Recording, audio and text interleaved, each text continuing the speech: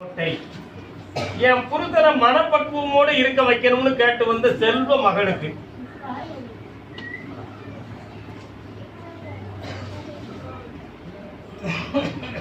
ஆரம்பமாவதும் பெண்ணுக்குள்ளே. இந்த பாட்டு யாராவது கேள்விப்பட்டு இருக்கீங்களா?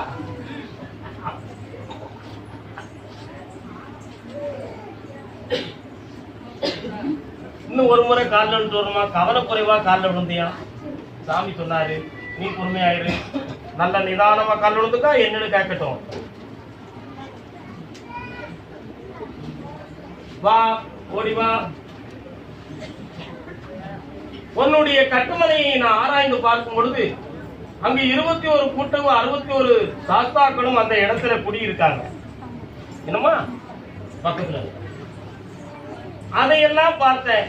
அந்த தெய்வத்தினுடைய அனுசரணையும் துணையும் உண்டு. இது எல்லாம் போக திருநாகம் என்னும் தாய் கோமதியுடைய அருளும் உனக்கு இருக்கு. புரியுதா? இப்போ ஒரு 3 வருஷ காலங்களாக குடும்பத்துக்குள்ள மன ஒற்றுமை குறைவு நடக்கு. என்ன, நான் ஒண்ணு பேசுறேன், என் புருஷன் ஒண்ணு பேசுவார், என் புருஷன் ஒண்ணு பேசுறேன், எங்க மாமியார் ஒண்ணு பேசுவார். இப்படி கதைகள்லாம் நடக்கு.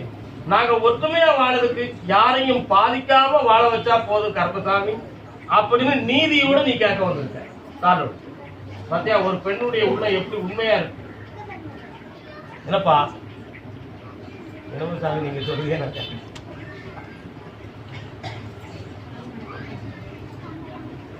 ஆனா நீ நினைக்கிற மாதிரி அங்க எந்த தீவினைகளும் நடந்து எந்த குழப்பமும் நடக்கல. இப்ப கிரகங்களால கொஞ்சம் பிரச்சனைகள் நடக்கு. அவைகளெல்லாம் தீர்த்து உங்களை செம்மையா ஆனந்தமா நான் வாழ வச்சா போதும்ல. நல்ல கண்ணை மூடி சாமியை நினைச்சுக்கா, என்ன கருப்பசாமியை நினைச்சுக்கா பாப்போம். நல்ல பிரார்த்தனை பண்ணு, உயர்ந்த நினைவுகளோட பிரார்த்தனை பண்ணு.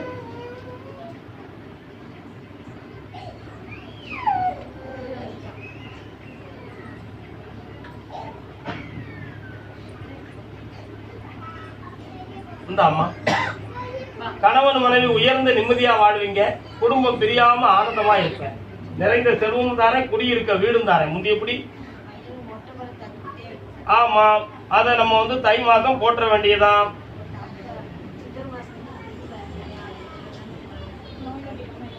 எல்லாரையும் நோய் நொடி இல்லாம காப்பாத்தி தரேன். போய் உட்கார்ந்துக்காம ஆனந்தமா. கேசவபுரம் எல்லை,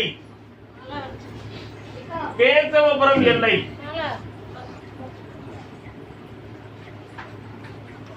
கால் விட்டு வா.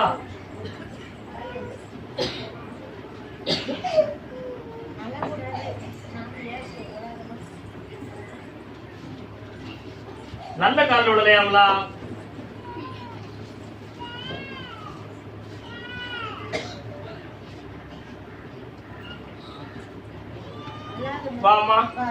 அம்மா இடையில பேசக்கூடாது. உன்னுடைய கட்டுமனை ஆகிய வீட்டுக்கு நான் போய் பார்க்கும் பொழுது உன் கணவன் இருக்கிற வீட்டு இங்க அளப்பாறு பண்ணக்கூடாது, ஒழுங்கா உட்காரணும். அந்த எல்லைக்குள்ள பார்த்தா அங்கே ஒரு விநாயகர் ஒருவருடைய காப்பு அந்த இடத்துல இருக்கு, உன் கணவனுடைய இருக்கு. ஆனா இப்போ 3 ஆண்டு காலங்கள் பெற்ற செல்வங்களை எல்லாம் இழந்தோம். அடுத்து இனிமேல் வளர்வதற்கும் வாழ்வதற்கும் என்ன வழி இருக்கு? இதை வச்சு உயர முடியுமா முடியாதா? எனக்கு அடுத்த கட்ட நடவடிக்கை என்ன என்பது ஒரு கேள்வி. கால் ஒழுத்துவா, அமைதியா உட்காரே பாப்பா, அமைதியா உட்காரே.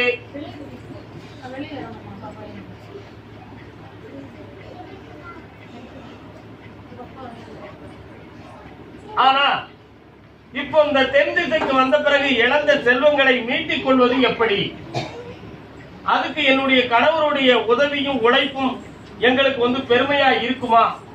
அல்லது மீண்டும் அதே கணவர் இருக்கக்கூடிய சொந்த வீட்டுக்கு நாங்க போயிட்டோம்னா நல்லா இருக்குமா? அல்லது சோதனை தான் வருமா? இந்த குழப்பத்திலிருந்து என்ன மீள முடியல கருப்பசாமின்னு நீ கேட்கிற. வருத்தமா தப்பா? தை மாதம் 22ஆம் தேதிக்கு முன்னால தென்காசியில் இருக்கக்கூடிய வீட்டுல போய் குடியிருங்க. அதுக்கு முன்னால நம்ம போனோம்னா ஒரு கிழவி செத்து போயிருவா, நம்ம 2ஆம் தரம் இங்க வரணும். சரிதானா? கால விட்டுரும். போய் சொல்லுங்க.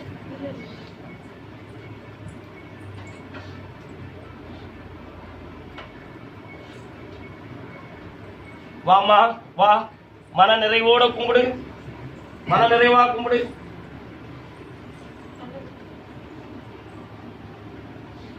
உன் கடன்களெல்லாம் தீர்த்து தாரேன், நிறைந்த செல்வம் தாரேன், உழைப்பையும் கூட்டி புதுமையான வாழ்க்கையை அமைச்சு தாரேன், நிம்மதியா இரு.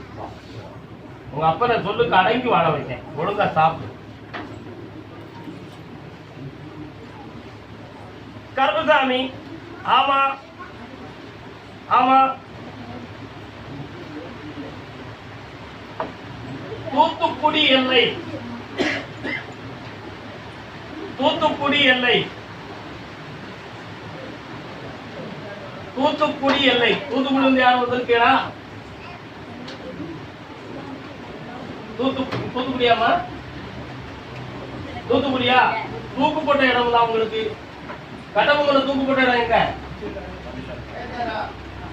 கட்டபொம்மன தூக்கு போட்ட இடம் எங்க? அப்படிதான் சொல்லி கூப்பிடுறேன். இப்ப நான் தூத்துக்குடியும் கூப்பிடுறேன். வா, வந்து கும்பிட்டு. சுமக்க முடியலடா.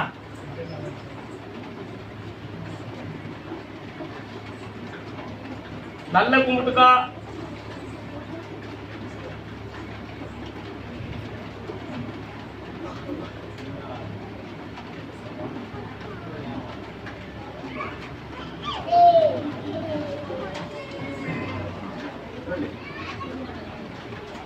உங்களுடைய கட்டுமனையாகிய வீட்டுக்குள்ள நான் போய் பார்க்கும் பொழுது அங்க நான் தான் குடியிருக்கேன். ஆனா பல்வேறு முறைகள் கருப்பசாமி உன்னை குலதெய்வமாகவும் எங்கள் இஷ்ட தெய்வமாகவும் எங்கள் இருதயத்துக்குள் சுமந்து பூரணமாக நாங்கள் வளர்ந்துகிட்டு இருக்கும் பொழுது எங்களுக்கு ஏற்பட்டுக்கிட்டு இருக்கக்கூடிய சோதனையில இருந்து எங்களை எப்ப நீக்க போறீங்க? இந்த சோதனைக்கெல்லாம் என்ன காரணம்? இதுல இருந்து விடுதலை எங்களுக்கு எப்பொழுது கிடைக்கும்? பல முறை நாங்க வந்துட்டு போய் இந்த சோதனையிலிருந்து மீள முடியலையே அப்பா, இதுக்கு என்ன காரணம்? நாங்க அந்த பூலோகத்துல இருக்கவா வேண்டாமா அப்படிங்கிற பல கேள்விகளை உங்க ரெண்டு ஒரு உள்ளமும் கேட்டுக்கிட்டு இருக்கோம். சும்மா தப்பா கால் அனுப்போம், கால் அனுப்போம். நீங்க சார்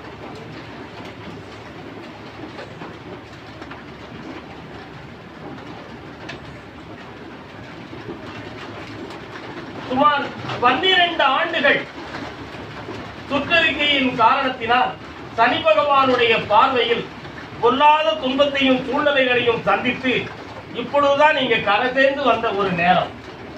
ஆனா அதிலும் சில மனிதர்களால் நாம நடத்தக்கூடிய தொழிலுக்கு ஒரு பொல்லாத மாந்திரிக இடைஞ்சலும் முட்டையை கொண்டு வீசுதலும் இவைகளெல்லாம் நடந்து இப்ப இந்த தொழிலும் இப்போ மந்தமா இருந்துகிட்டு இருக்கு. வாசமா தப்பாப்பா, நீ கால. அதனால என் அருவாள்ல இருக்கிற மாலைய வெற்றி மாலையா கொடு. தேங்காய், பழம், வெத்தலை பாக்கு, பத்தி பாக்கெட்டு எல்லாம் முறையா வந்து சேரணும். வெற்றி மாலைக்கு கொண்டா, கொண்டு வா, கொண்டு வா, பக்கத்துல வா. அறகுறை இல்லாம மன நிறைவோட கொண்டு வா, மன நிறைவோட கொண்டு வா.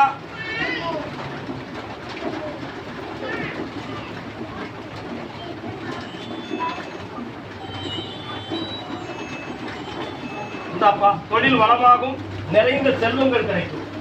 இந்த மடியை பிடிச்சுக்கா, கை விடுத்து தூக்குடா. வெற்றி உண்டு, செல்வாக்கா இருக்கலாம், ஆனந்தமாக இருக்கலாம். மகளே ஆனந்தமா இருக்க. வறுமை தீர்ந்துச்சு, நஷ்டம் தீர்ந்துச்சு, வியாபாரம் பெருகாச்சு. தூக்கி விடு, பிடிச்சு விடுப்பா. ஒரு பிளக்கிற சாணி தூக்குங்களப்பா. அப்படி போய் வச்சுக்கலாம். கோயிலுக்குள்ள போக கூடாது, வெளியில உட்காந்துக்கணும். வெற்றி மாலை வாங்குறவங்க கோயிலுக்குள்ள போக கூடாது. ஆழ்வார் குறிச்சி, ஆழ்வார் குறிச்சி வாங்க பாப்போம். யாரெல்லாம் வராது பாப்போம், வாங்க. ஆழ்வார் குறிச்சி மலையை நிப்பாட்டணும்னு கருப்புக்காம எல்லாரும் சொல்லிக்காங்க. மனதுக்குள்ள சந்தோஷமா சொல்லிக்காங்க.